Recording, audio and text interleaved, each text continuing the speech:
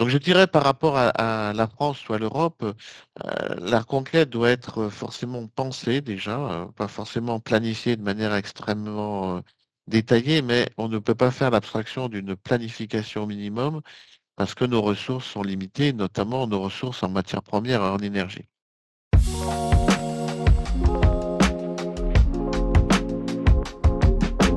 Alors, bonjour et bienvenue sur l'Actu du Terrain, la chaîne du travailleur alpin.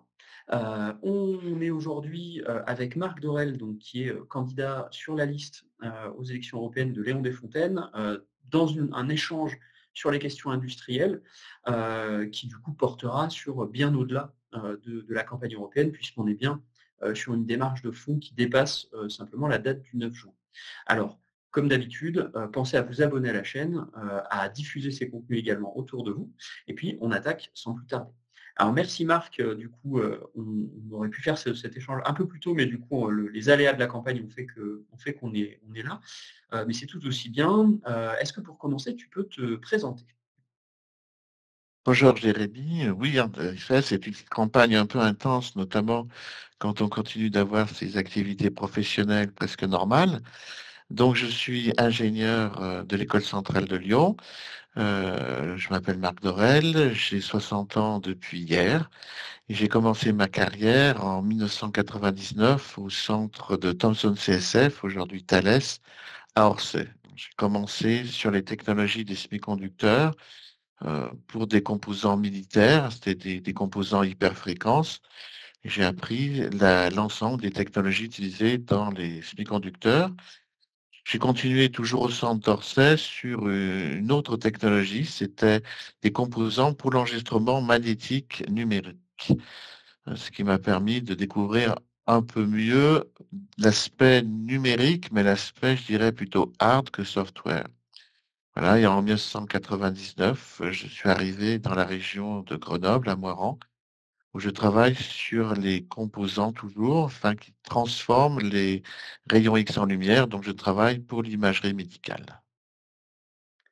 Ok, merci. Du coup, on voit bien qu'au travers de tout ce parcours, tu en as vu des choses dans l'industrie de pointe.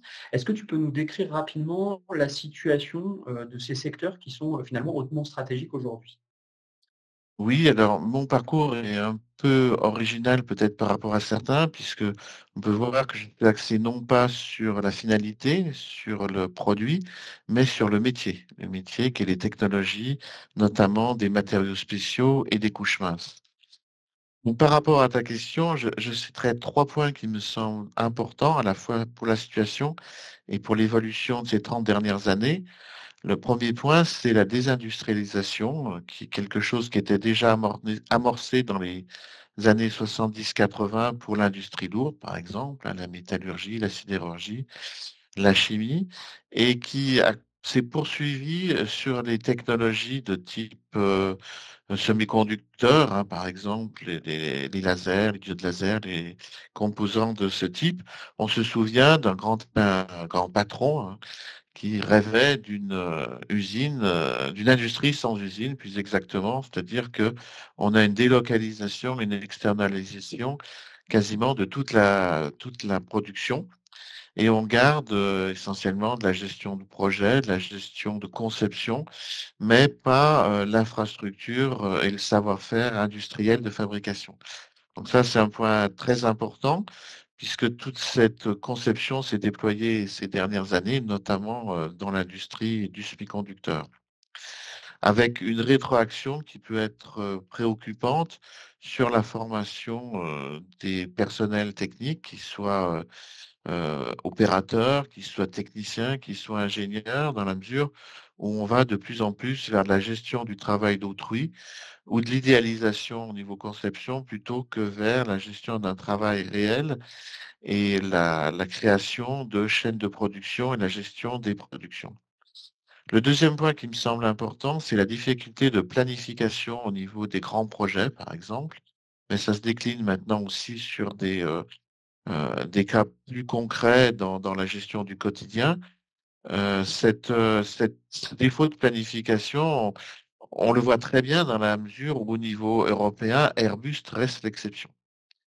Donc, il se traduit par une difficulté à organiser, à planifier. On le voit par exemple dans le fonctionnement de l'innovation, où on fait des appels à projets, donc on valorise bien entendu d'une certaine manière la créativité, mais on va chercher plutôt à butiner dans des idées proposées pour se rapprocher d'un objectif plutôt que d'avoir une idée claire de la planification, des moyens, des étapes que l'on va réaliser. Et donc ça, c'est une difficulté qu'on va avoir à surmonter et qui est assez complexe si elle se joint, par exemple, à la désindustrialisation que j'ai citée, c'est-à-dire, par exemple, dans le cadre de la conception d'une start-up, on va aller vers un produit innovant, vers une technologie innovante, mais on va essayer de mener à la fois le développement de la technologie et le développement du produit. C'est-à-dire qu'on ne va pas s'asseoir sur une base industrielle, sur une base technologique, sur la maîtrise de métier déjà établie pour se projeter vers de nouveaux composants, vers de nouvelles technologies. On va devoir un petit peu recréer tout. Et donc ça, c'est quand même un obstacle assez lourd à surmonter. Donc, les origines de ces difficultés, on a les dogmes européens, évidemment, la libre concurrence, par exemple, qui met plutôt les industriels et les industries en concurrence, en compétition, plutôt qu'en complémentarité et en organisation pour atteindre un but précis.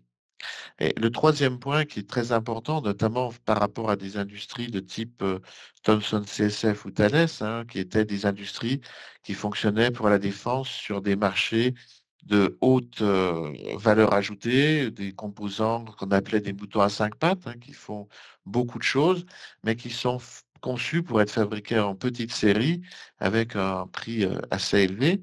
Mais c'est la révolution du numérique qui se situe au niveau donc de toute la téléphonie, les ordinateurs et ce qu'on appelle les displays, c'est-à-dire les écrans, qui eux sont sur des grands volumes avec souvent des marges plus faibles, mais qui permettent de dégager des ressources énormes, notamment pour la R&D. On constate aujourd'hui que pour l'essentiel, le moteur de l'innovation technologique n'est plus dans les industries spécifiques de type aérospatial ou défense, mais dans le grand public. Voilà pour moi les trois évolutions majeures que je vois aujourd'hui. Ah, du coup, en résumé, ce qu'on comprend, c'est que finalement, au lieu d'avoir des logiques de filières, qui se développent sur la durée, en fait, l'innovation, capitaliste, en fait, elle va prendre, une innovation, et en fait, elle va l'exploiter, en l'état, jusqu'à la moelle avec le concept de rente d'innovation, mais du coup, sans l'inscrire finalement dans une logique de continuité. Tu nous as aussi beaucoup parlé, durant la campagne de la notion de tertiarisation des métiers. Que tu constatais là depuis tout au fil de ta carrière. Est-ce que tu peux nous développer un petit peu ce concept et ce qui est un vécu finalement du monde professionnel?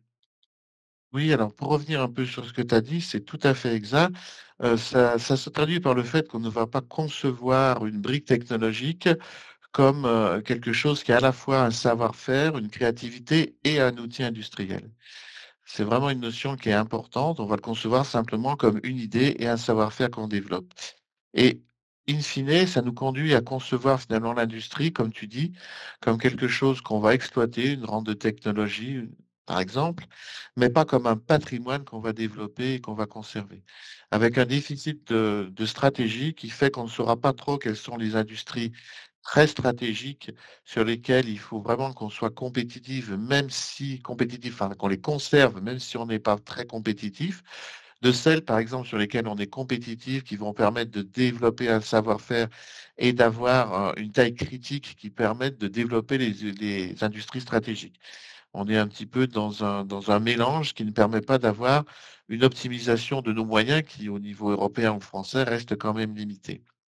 Donc, par rapport à la question de ce que j'appelle la tertiarisation des métiers ou leur bureaucratisation, suivant comment on va le choisir, l'appellation. Donc, c'est pas qu'on va avoir plus de métiers tertiaires, mais c'est que des métiers qui avaient une forte composante technique, par exemple le métier d'ingénieur, le métier technicien, vont les perdre au profit des fonctions plus gestion de projet ou gestion de projet technique, gestion du travail qu'on va sous-traiter.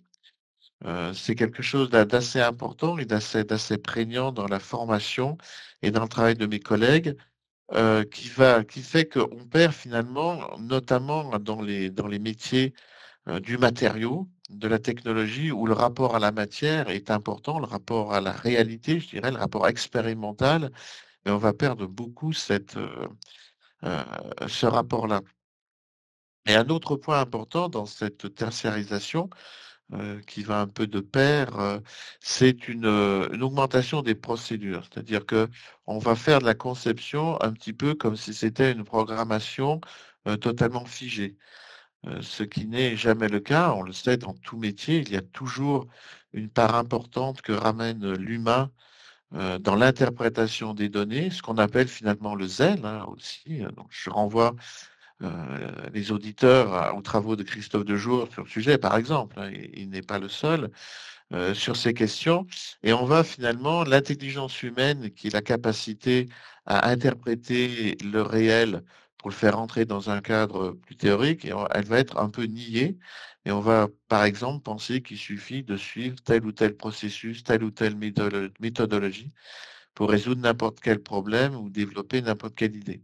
Donc, je ne conteste pas la méthodologie, évidemment, qui peut avoir son intérêt, mais le fait qu'on s'en serve pour déposséder la créativité de beaucoup de mes collègues qui se plaignent. Donc l'année passée, on a eu, ou il y a 2 ans, je crois, on a eu quand même des gros soucis puisque ça génère une très forte souffrance, hein, quand on est ingénieur, surtout dans le technique.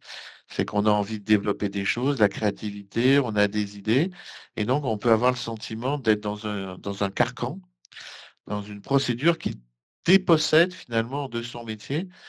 Et je dirais, on se retrouve paradoxalement un peu dans la situation où se retrouvaient les artisans à la fin du 19e siècle, au début du 20e, où on a fait commuter finalement ce savoir-faire artisanal dans le Fordisme, dans le Taylorisme, ou la Taylorisation, hein, ça dépend un petit peu comment on voit les choses.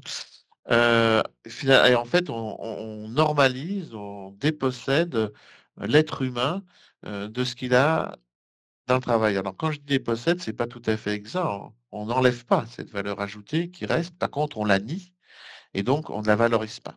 Et donc ça génère, au-delà, par exemple, pour certains ouvriers opérateurs, des problèmes techniques, ça génère beaucoup de souffrance.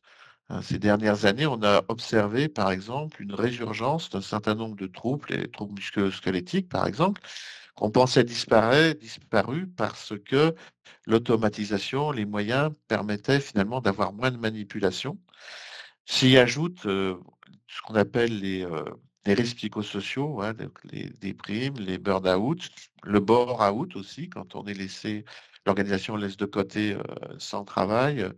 Voilà, donc cette prise en compte insuffisante finalement du travail génère à la fois les entreprises sont très fortes pour générer un engagement, ce qu'on appelle l'engagement subjectif de l'acteur, c'est-à-dire qu'il va engager sa personnalité, sa bonne volonté, son savoir-faire pour faire bien son travail, pour être ce qu'on dit aujourd'hui avec un jargon que j'aime pas trop, mais qui est bien compris proactif, hein, c'est-à-dire qu'il faut vraiment qu'on soit moteur, qu'on propose.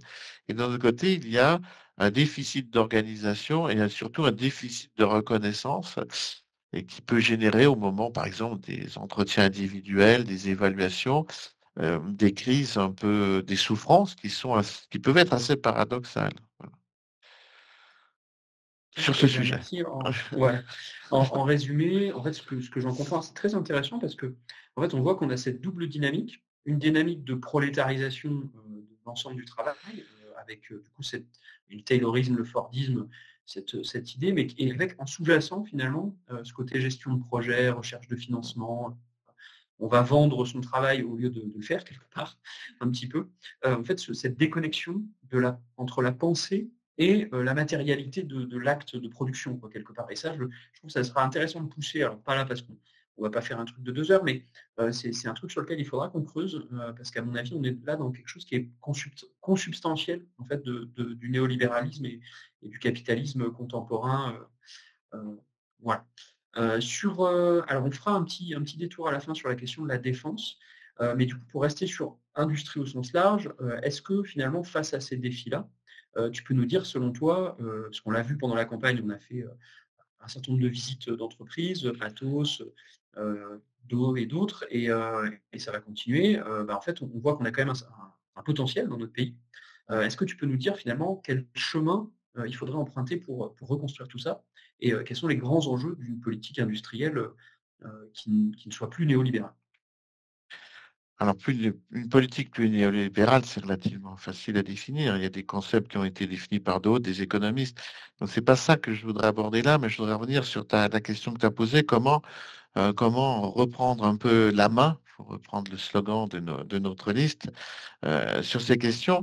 Et je voudrais revenir aussi sur, tu as dit que parler de la crise du capitalisme, des choses comme ça, et ce déficit de reconnaissance, cette difficulté, ce paradoxe, je dirais, à la fois sur la créativité qu'on va devoir demander des salariés au sens large, hein, qu'ils soient opérateurs, techniciens, ingénieurs, et l'incapacité qu'on a à le reconnaître ou à le reconnaître, pour moi, c'est consubstantiel de la difficulté technique et d'une certaine inefficacité, puisqu'on est toujours dans une sorte de balancier où on veut générer des choses qu'on est obligé de nier un peu plus tard.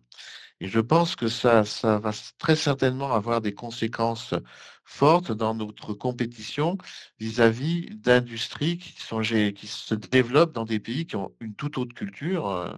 Je pense à la Chine, je pense d'une certaine manière à la Russie qui est rentrée dans le néolibéralisme beaucoup plus tard que nous et qui peut avoir des traditions, des méthodes de travail, des méthodes d'approche qui sont très différentes et qui peuvent se révéler beaucoup plus performantes, en tout cas pas encore forcément dégradé, sachant que un des pièges que nous avons, nous, dans nos industries, il y a des qualités et des intérêts, hein, c'est indéniable, mais c'est le fait de se copier et surtout de faire comme les autres. C'est-à-dire qu'il y a du lean quelque part, il faut faire du lean. Il y a ci quelque part, il faut faire du lean. Ce qui fait qu'à un moment, si on perd en efficacité, ben on perd des repères qui permettraient de voir où sont les problèmes, où sont les crises. Donc je dirais par rapport à la France ou à l'Europe, la conquête doit être forcément pensée déjà, pas forcément planifiée de manière extrêmement détaillée, mais on ne peut pas faire l'abstraction d'une planification minimum parce que nos ressources sont limitées, notamment nos ressources en matières premières et en énergie. Donc il faut développer déjà à la base, je dirais, des partenariats avec des pays qui disposent de ces moyens, sinon ben, bon, on le voit très bien avec les problèmes liés à l'approvisionnement du gaz russe, notamment sur l'Allemagne, hein. Et il y a une perte de compétitivité qui arrive euh, de manière fatale. Sinon, donc, l'important serait d'avoir une pensée, comme je l'ai dit, de l'industrie par rapport à un patrimoine et d'avoir une pensée stratégique bien structurée pour être efficace, c'est-à-dire vraiment comprendre qu'est-ce qui est nécessaire, de quoi on a besoin, quels sont les outils de souveraineté, quels sont les outils dont on a besoin pour maintenir cette souveraineté. Donc, parmi les outils de souveraineté, on peut citer bien entendu la défense, les transports terrestres, on peut citer aussi tout ce qui est les télécommunications, le numérique, hein, qui sont des éléments extrêmement importants. Et tout ça, ce sont des industries qu'il faut penser, que ce soit au niveau franco-français ou européen, puisque pour certaines industries, c'est la dimension européenne qui donne la taille critique. Euh, Quels sont les éléments qui sont vitaux à notre indépendance finalement de décision, puisque finalement la souveraineté va venir dans l'autonomie de notre sphère décisionnelle. Donc évidemment, il y a aussi le spatial, hein, ça je pense qu'il faut absolument pas l'oublier. Le spatial, ne serait-ce que pour tout ce qui est cartographie, météorologie, agriculture, des éléments de cette importance, ou navigation, je pense à la navigation maritime, qui peut être importante. Et derrière, il faut penser aussi que, et c'est là où je dirais mon analyse diverge de celle que font les stratèges dans la logique que j'appelle de Thomson CSF, hein, où on va appuyer cette haute technologie sur elle-même, en disant il suffit de la développer. Je pense que celle-ci, pour la développer correctement, elle doit s'appuyer sur des filières industrielles de grande dimension qui vont viser des quantités importantes de manière à avoir une fabrication et surtout une taille critique, notamment au niveau du personnel de tout type, hein, et aussi d'avoir aussi une sustainabilité, comme on dit, je ne trouve plus le mot français, économique. C'est-à-dire qu'on a des produits qui vont servir finalement à entretenir le savoir-faire, à lui permettre de se développer et qui vont permettre aussi d'avoir une maturité économique et une performance économique qui permettent de financer finalement des industries plus spécifiques et plus stratégiques. Je schématise, hein.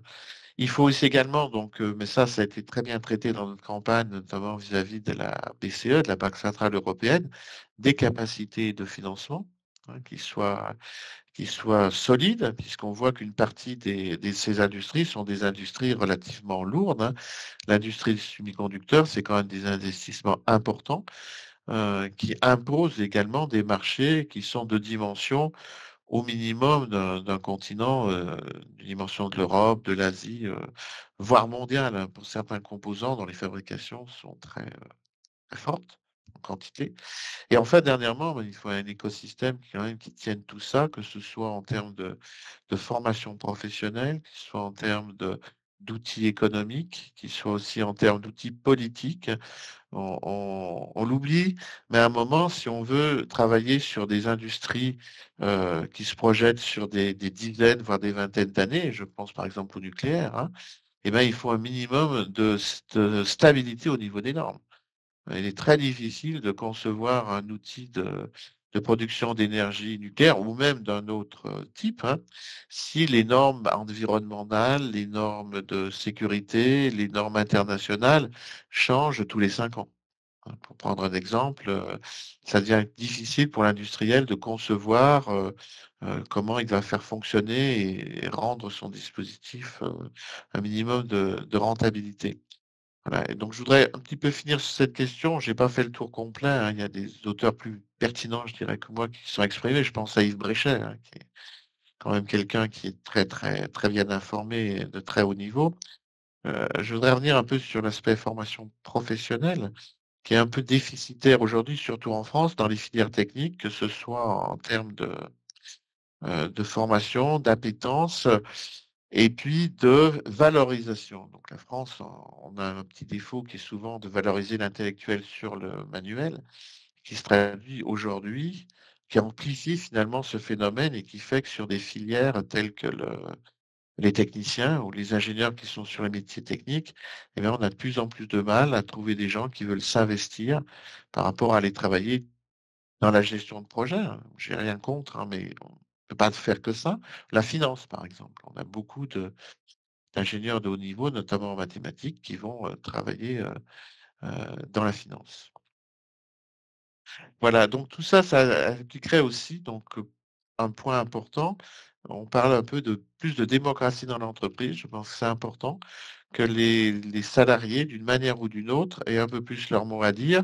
Et moi, je vois sur 2 points. Alors, le premier point, c'est sur la finalité de leur travail, ce qu'on appelle le critère d'utilité. Et moi, je pense qu'on oublie aussi souvent, c'est le critère de beauté, c'est-à-dire la qualité. C'est-à-dire, euh, on ne peut pas faire tout avec un métier.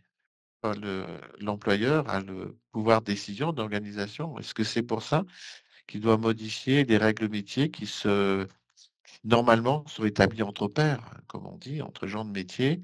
Je pense que c'est extrêmement important que dans ce développement et la valorisation de ces filières, cet aspect-là ne soit pas du tout négligé. Ce qui veut dire aussi, si on parle de démocratie, qu'il faut que ça rentre dans l'enseignement, puisque l'enseignement est fait pour créer des citoyens et des citoyens responsables. Citoyen responsable, ben, il doit connaître un minimum de ce qui se passe dans l'entreprise, dans les métiers, dans ce qu'on fait et des valeurs qu'il y a, voire des choses qui sont à perfectionner ou à combattre, parce que tout n'est pas parfait et tout peut être amélioré. Voilà ce Eh que ben, j'aimerais dire merci. rapidement.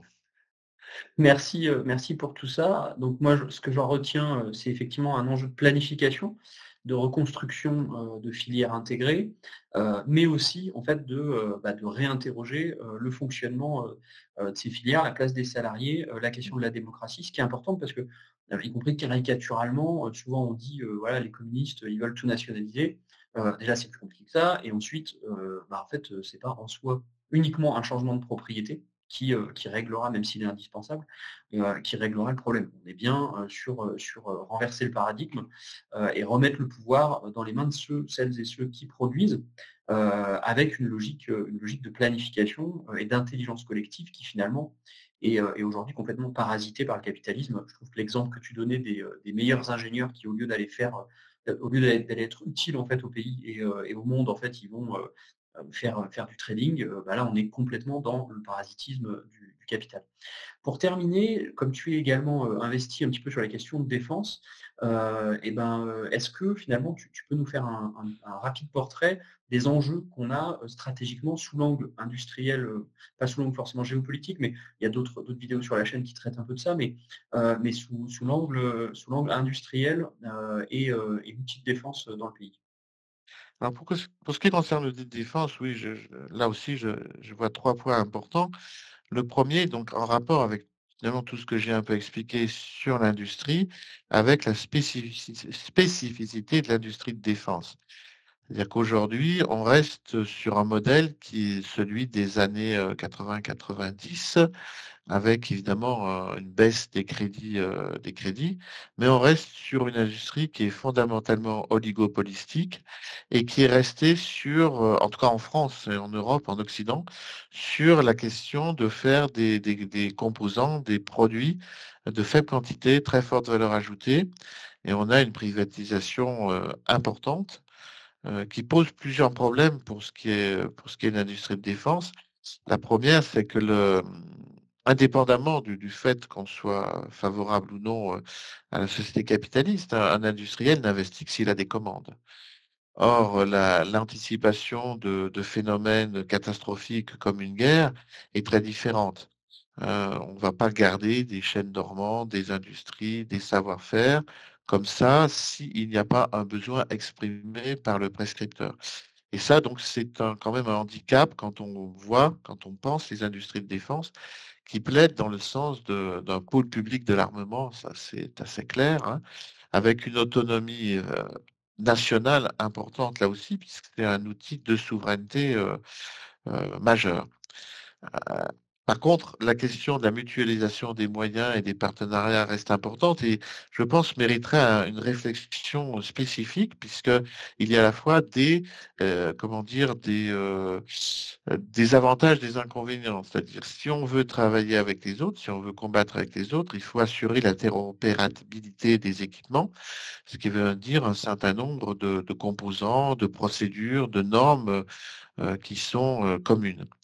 Et dans le même temps, on peut aussi verrouiller la possibilité d'avoir des partenariats avec d'autres pays, et notamment au niveau des ventes d'armes. Donc ça, on pense bien évidemment aux normes et à l'imposition de l'OTAN et la prédominance de l'industrie militaire américaine qui peut poser des problèmes et qui conduit finalement notre modèle à rechercher des clients pas toujours très regardants pour les droits de l'homme, simplement parce que bah, les industriels veulent faire du fric, ce qui n'est pas forcément très moral vis-à-vis des armes, mais il faut aussi avoir un minimum de volume de production pour les filières.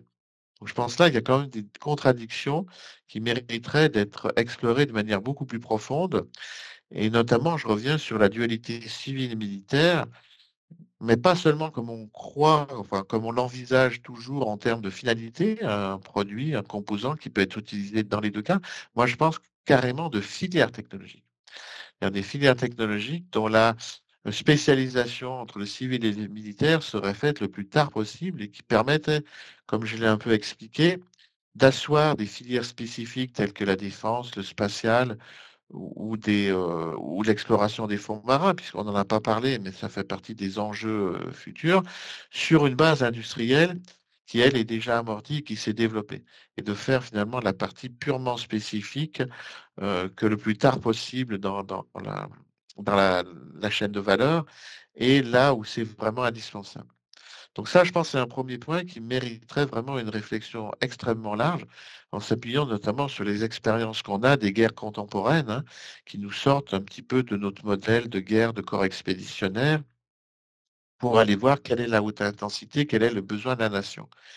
Et donc là, j'en arrive au deuxième point, qui est que finalement notre outil de défense, et notamment notre industrie, doit être adapté aux besoins de la nation et donc à notre politique internationale. La France a une politique étrangère, a des stratégies, a des besoins, et il faut que son outil de défense soit adapté, soit même piloté d'une certaine manière par ce besoin. Donc je pense typiquement aux développements qui ont été faits ces dernières années, que ce soit au niveau des équipements, qui sont faits plus pour de la projection lointaine, avec toutes les contraintes que ça peut donner, notamment en termes de chaîne logistique, mais en termes aussi d'outils militaires, avec le passage à une armée de métier qui a un format très réduit de professionnels, très bien formés, impliqués également, mais sur lesquels on a quand même une difficulté de recrutement et une dimension qui aujourd'hui, eh bien, on peut le voir, nous place en difficulté face à une guerre de haute intensité, d'où qu'elle vienne. Et donc, je voudrais justement terminer par un point qui, moi, je trouve, est souvent passé sous silence et à tort, c'est l'importance de la ressource humaine, qui est également forte dans l'industrie en général, l'industrie civile, souvent négligée, la formation, donc c'est le salarié en l'occurrence. Mais dans le cas militaire, eh ben, on pense assez tardivement aux militaires, qu'ils soient d'actifs ou de réserve, au futur ou à l'éventuel militaire, si nous retournons à une armée mixte, donc conscription et armée de métier, ou si jamais nous sommes confrontés à un risque majeur. Et l'engagement d'un pays, d'une population dans la défense, dans la citoyenneté, ça ne se décrète pas du jour au lendemain, ça se construit sur le long terme. Ce sont des traditions aussi. Il y a des familles, par exemple, qui vont volontiers vers les pompiers, hein, les pompiers volontaires. Il y en a d'autres qui sont plus à l'armée. Il y en a d'autres qui sont plus par conscience citoyenne. Je pense que ça doit être construit et construit dès maintenant avec une attention aussi en termes de financement, hein. On sait que la situation de nos militaires n'est pas toujours facile, hein, quel qu'il soit. C'est une raison pour lesquelles on a du mal aussi à recruter. Quelles sont leurs perspectives d'emploi à 5 ans, à 10 ans, à 15 ans? Quelles sont leurs reconversions? Je pense que c'est des points qui sont importants et qu'on a tort de négliger, de mettre en dernier en se disant ben, que l'humain s'adaptera toujours et que c'est l'investissement dans les outils, dans les matériels qui est déterminant. Je pense que les deux sont équivalents. Moi, je suis toujours un peu choqué quand on regarde les bilans comptables ou les présentations dans l'entreprise. On parle du matériel en termes d'investissement et du personnel en termes de charges. Alors, tout à fait, Voilà. bah, Pour ce terminer sera un un peu bon sur mot de cette la question. fin. Voilà. Ce sera un bon mot de la fin, effectivement, puisque je pense que c'est pas un hasard aussi le fait que notre industrie de défense soit privatisée, si la politique de défense est orientée comme elle est orientée, et y compris la politique étrangère. Alors du coup, j'invite nos auditeurs à, s'ils le souhaitent, aller revisionner, puisqu'on a fait un certain nombre de vidéos, alors que ça soit sur l'analyse de la loi de programmation militaire ou sur des filières industrielles comme ST Micro, comme Ferropem, qui sont connectées d'ailleurs, hein, ou Photowatt, ou ainsi de suite. Enfin, il y a une série de boîtes stratégiques plutôt iséroises, mais y compris nationales, hein, comme Atos. Donc on voit que ces sujets-là, on a besoin de continuer de les travailler. Donc encore merci Marc du coup pour ce petit temps au débeauté qui n'aura pas été simple, parce que encore merci aux copains de la technique de s'être Oui. rendus disponibles pour ça. Et puis du coup, bah, on se dit à très bientôt à vous toutes et tous qui nous avez suivis. Encore une fois, on vous invite à vous abonner, à poursuivre le débat en commentaire également et à diffuser du coup cette vidéo autour de vous, à la fois d'ici le 9 juin, mais a priori elle sortira moins de 2 jours avant le 9 juin, mais surtout à diffuser aussi après, parce qu'on est bien dans une démarche de réflexion plus globale qui va bien au-delà du scrutin européen. Merci et puis bah, à la semaine prochaine. Au revoir.